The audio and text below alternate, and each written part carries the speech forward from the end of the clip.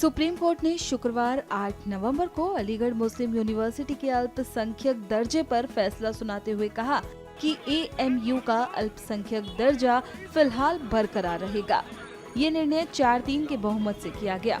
इस फैसले के बाद अलीगढ़ मुस्लिम यूनिवर्सिटी के बाहर छात्रों ने खुशियां मनाते हुए AMU जिंदाबाद के नारे लगाए। साथ ही हिंदू मुस्लिम भाईचारे के भी नारे लगाए गए। इस दौरान यहां सभी ने एक दूसरे को लड्डू खिलाकर मुंह भी मीठा कराया।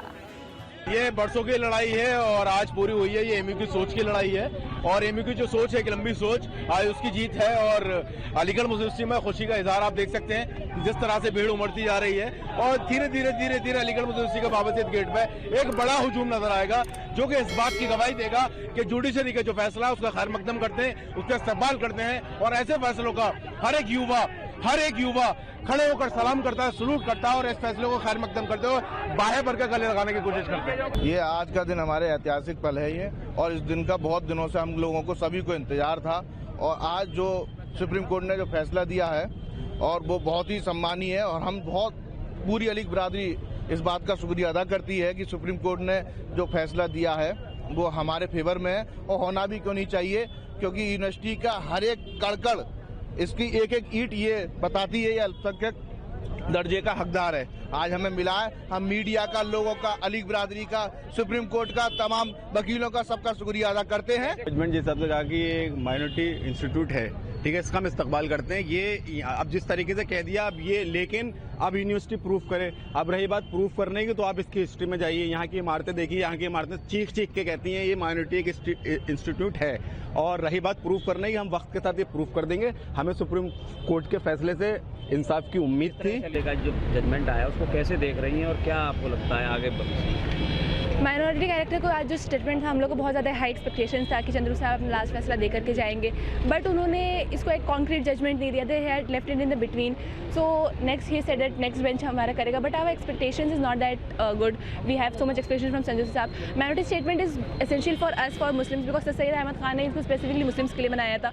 सो 2006 से इस फैसले को लेते जाना इज़ बेसिकली नॉट गुड। इसकी वजह से हमें प्रॉब्लम्स हो रही है। इंडिया में मुस्लिम इंस्टीट्यूशन सिर्फ एक, आई थिंक सो, मेरे नज़र में अलीगढ़ मुस्लिम यूनिवर्सिटी बचा है जहाँ पे लड़कियाँ आराम से आकर के रह सकती हैं। मैं खुद ही मुसलमान लड़की हूँ, मैं बहुत ही कंजर्वेटिव घर से आती हूँ, और यहाँ आके एक मुसलमान की तरह इस्लामिक माहौल मिल जाता है, लड़कियाँ सेफ होती हैं, जो माहौल हम लोग को दिल्ली वगैरह में नहीं मिलता है। इनिशियल स्टेप में तो ये वेलकमिंग है, क्योंकि जो अजीज़ बादशाह पार्ट था उसको ओवररूल कर दिया है, जो कहता था कि AMU can not be a minority institute.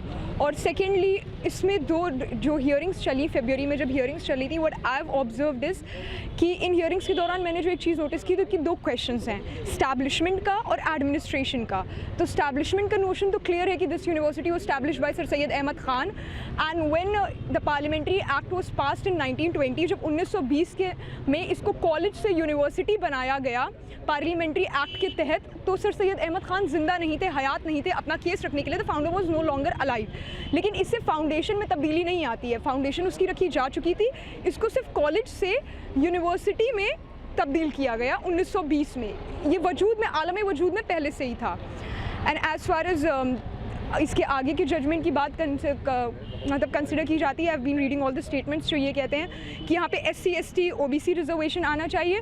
तो अगर आपने सच्चर कमेटी की रिपोर्ट पढ़ी हो, तो मुसलमानों के कई वर्ग SC ST और OBC से भी ज़्यादा पिछड़े हैं, क्योंकि उनकी एनलिस्टमेंट ही नहीं है SC ST और OBC के वर्गों में।